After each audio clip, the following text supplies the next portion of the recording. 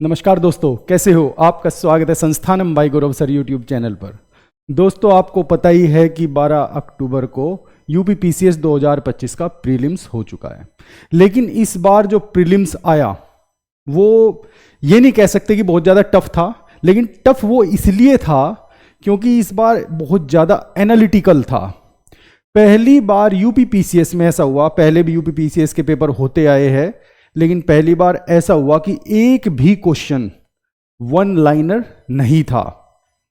और दोस्तों, आपको पता ही है कि जब कोई भी क्वेश्चन वन लाइनर नहीं होता, और इतने मैच द फॉलोइंग बहुत ज्यादा थे इस बार, मल्टीपल ऑप्शनल के क्वेश्चंस बहुत ज्यादा थे, स्टेटमेंट के क्वेश्चन बहुत ज्यादा थे, और असर्शन रीजन के क्वेश्चन बहुत ज्यादा थे। इसका मतलब 150 क्वेश्चंस जो थे वे आपको सिर्फ 2 घंटे में करने थे। पेपर लेंदी था, टफ नहीं बोल सकते, मीडियम भी नहीं बोल सकते, लेकिन ये मीडियम टू टफ की ओर था, थोड़ा मॉडरेट से टफ की ओर था। आइए देखते हैं पूरा का पूरा कि इसका स्तर कैसा रहा और स्टूडेंट्स ने क्या क्या बोला और स्टूडेंट्स की क्या परसेंटेज रही। देखिए, इस एग्जाम में 2025 में टोटल 42.3 की प्रेजेंस रही, 42.3 की, और जबकि 58% बच्चों ने एग्जाम छोड़ दिया। 58% बच्चों ने एग्जाम छोड़ दिया। और इस एग्जाम की खास बात देखिए ये है कि इस एग्जाम में जो टोटल फॉर्म भरे गए थे, ज़्यादा नहीं भरे गए थे, फॉर्म भी लगभग 5 लाख के आसपास ही फॉर्म भरे गए थे, और 3.61 लाख स्टूडेंट्स ने एग्जाम को छोड़ दिया, और 42.5% यानी कि 2,65,000 के आसपास प्रेजेंस रही। 265 के आसपास प्रेजेंस रही। ये तो अलग चीज है। देखिए, देना जो देते हैं उनका तो होता ही है, जो नहीं देते फालतू में फॉर्म भरते हैं और आयोग का पैसा बनवाते हैं। खैर छोड़िए इस बात को। तो अब देखिए मेन चीज क्या है, मेन मुद्दा क्या है। मेन मुद्दा ये है कि जो एग्जाम का लेवल है, एग्जाम का जो लेवल है वो कैसा था, क्वेश्चंस का पैटर्न कैसा था, और इसका कट ऑफ पर, क्योंकि 2022 से कोई भी फाइनल आंसर की नहीं आ रही है, कट ऑफ नहीं आ रही है, कट ऑफ का क्या कितना प्रभाव पड़ेगा, और टाइमिंग सबसे इंपॉर्टेंट। टाइमिंग जो है ना 2 आवर है, सिर्फ 2 घंटे है, वे भी 150 क्वेश्चन के लिए। और पहले जो वन लाइनर होते थे, मतलब 30-40% वन लाइनर होते थे, उसमें भी 150 ही क्वेश्चन होते थे और 2 ही घंटे होते थे। और इस बार का पेपर जो इतना मोटा था उसमें भी 2 ही घंटे है। ठीक है, ये चारों चीजें अपन लोग डिस्कस करेंगे। सबसे पहले एग्जाम का लेवल बहुत अच्छा था। हाँ, ऐसा कोई क्वेश्चन नहीं था। कुछ क्वेश्चंस तो देखिए होते हैं कि स्टूडेंट्स ने नहीं पढ़े होंगे। हिस्ट्री और ज्योग्राफी के बहुत ज्यादा क्वेश्चंस थे, हिस्ट्री और ज्योग्राफी के बहुत ज्यादा क्वेश्चंस थे। ठीक है, और अगर हम बात करें पैटर्न की, पैटर्न में मैच द फॉलोइंग सबसे ज्यादा, मैच द फॉलोइंग प्लस आपका असर्शन रीजन, आपका स्टेटमेंट क्वेश्चंस, मल्टीपल ऑप्शंस, ये बहुत ज्यादा थे इस बार। तो इसका मतलब एक भी वन लाइनर नहीं था। तो दोस्तों देखिए, इसका सीधा सीधा मार्क्स पे प्रभाव पड़ेगा, क्योंकि बहुत कम स्टूडेंट्स को ही दोबारा, एक बार जैसे एग्जाम कर रहा है स्टूडेंट, तो दोबारा उसे जाके रीचेक करने का बहुत कम टाइम मिला। जिन स्टूडेंट ने सोचा कि पहले अपने परफेक्ट कर लेते हैं 80-90 क्वेश्चन, तो जब वे पहुंचने लगे आधे तक तो टाइम 40 मिनट ही रह गया था उनके पास।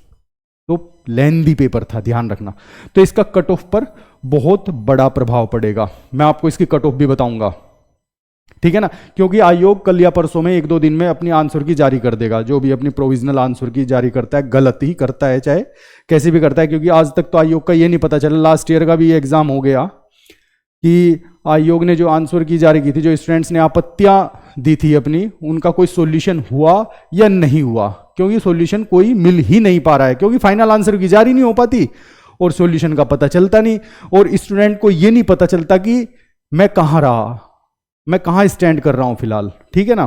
क्योंकि कुछ स्टूडेंट्स सही कराते हैं, आयोग उन्हें गलत कर देता है, आयोग उन क्वेश्चंस को सही कर देता है जो गलत होते हैं, तो स्टूडेंट्स तो इसी में ही थोड़ा सा असमंजस में पड़ा रहता है।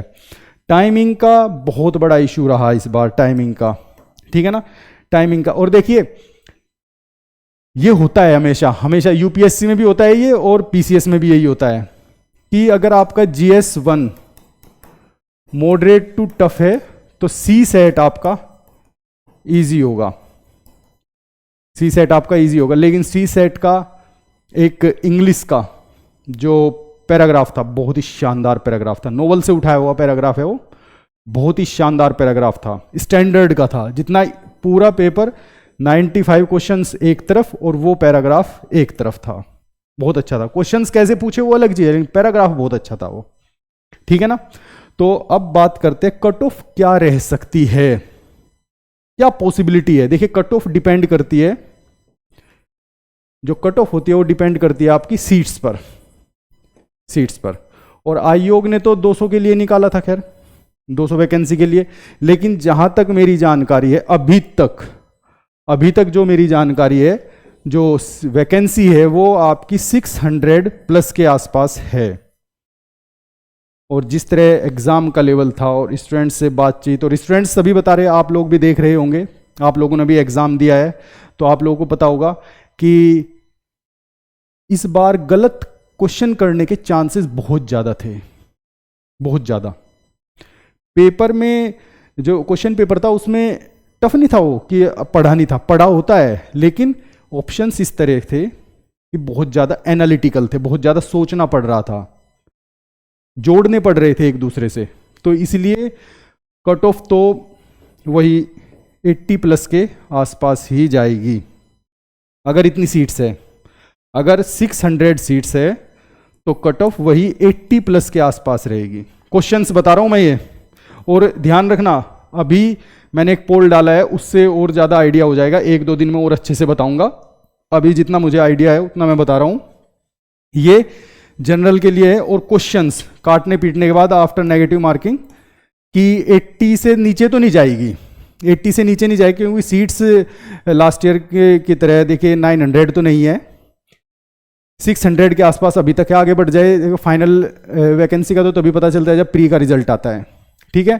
तो ये है कि जनरल की जो कट ऑफ जा सकती है वो अभी 80 प्लस मैक्सिमम मान के चलिए, इससे 80 प्लस 83 85 80 टू 85 के बीच में ही रहेगी जनरल की कट ऑफ। यही जनरल की कट ऑफ रहने वाली है, क्योंकि पेपर का लेवल बहुत अच्छा था, इसे आप मान लीजिए, ठीक है ना। तो आप लोग इस चीज़ का भी विशेष ध्यान रखें। देखिए जैसे एग्जाम आया था ना, उसमें मैच द फॉलोइंग बहुत ज़्यादा थे, असर्शन रीजन बहुत ज़्यादा थे, और उसमें स्टेटमेंट के क्वेश्चन बहुत ज़्यादा थे। तो थोड़ा सा अगर आप लोगों ने ध्यान से किया होगा तो हो सकता है कि स्टूडेंट्स ने 100 प्लस भी किए होंगे, ठीक, ऐसा नहीं, कुछ स्टूडेंट ने 100 प्लस भी ठीक किए होंगे, 95 प्लस भी ठीक किए होंगे। लेकिन एक चीज़ है, 2024 में जो क्वेश्चन पेपर बनाया था ऊल जुलूल था, वो ऊल जुलूल क्वेश्चन पेपर था, वो कुछ नहीं था उसमें, 12-13 क्वेश्चन तो गलत ही थे। लेकिन इस बार आयोग ने अपना स्टैंडर्ड बदला है, और पिछले 2-3 सालों से आयोग अपना स्टैंडर्ड बदल रहा है एग्जाम लेने का। बस अब अगर उसको 150 क्वेश्चन इसी तरह लेने हैं तो उसे टाइमिंग भी बढ़ानी पड़ेगी, क्योंकि आप ये मत समझना पेपर के स्टैंडर्ड से ही कट ऑफ नीचे जाएगी, टाइमिंग से भी जाएगी। इस बार टाइमिंग भी एक बड़ा इशू है, इस बार टाइमिंग भी एक बड़ा इशू है। पहले जो क्वेश्चन पेपर होते थे वे आपको 1.5 घंटे में, 1.25-2 घंटे में इजीली आप 1-2 बार में कर देते, लेकिन अब 2 घंटे में एक बार में ही कवर करना मुश्किल हो रहा है। तो टाइमिंग भी एक इशू है इस बार कट ऑफ का थोड़ा नीचे जाने का। पिछली बार के तो शायद पता नहीं है देखिए, लेकिन अंदाजा है कि 78 के आसपास या 79 के आसपास गई थी पिछली बार की, लेकिन इस बार इतनी नहीं जाएगी, उससे थोड़ा ज़्यादा जाएगी। अब 80 रहेगी जनरल की कट ऑफ, जनरल की कट ऑफ अब 80 आप मान के चलिए, ठीक है। तो अब मैं आपको 1-2 दिन बाद, अभी मैंने पोल डाला है, आप मेरे चैनल पे जाकर उस पोल पे क्लिक कर सकते हैं, बता सकते हैं कि किसके कितने मार्क्स बन रहे हैं, क्या बन रहे हैं, कितने क्वेश्चंस उसके आफ्टर नेगेटिव कितने ठीक बैठ रहे हैं, आप बता सकते हैं। उसके बाद हम सटीक तरीके से बताएंगे। मेरा टेलीग्राम चैनल है, वहाँ भी ये सब है। मेरे टेलीग्राम चैनल पर आपको सभी प्रकार की न्यूज़ मिलेगी, वहाँ पर सभी न्यूज़ मिलेगी, फैक्ट्स मिलेंगे, क्वेश्चंस भी मिलेंगे। आप मेरे टेलीग्राम चैनल को भी ज्वाइन कर सकते हैं। मेरा टेलीग्राम चैनल है @GS with गौरव सर 1, और इसका लिंक मैंने अपनी वीडियो के डिस्क्रिप्शन में भी दिया हुआ है, वहां से जाकर आप मेरे टेलीग्राम चैनल को ज्वाइन कर सकते हैं। और हाँ दोस्तों, आप लोगों से अनुरोध है, मेरे चैनल को ज़्यादा से ज़्यादा सब्सक्राइब करें, जिससे मेरी रीच आप लोगों तक ज़्यादा से ज़्यादा बढ़े। ठीक है, आज के लिए इतना ही, धन्यवाद।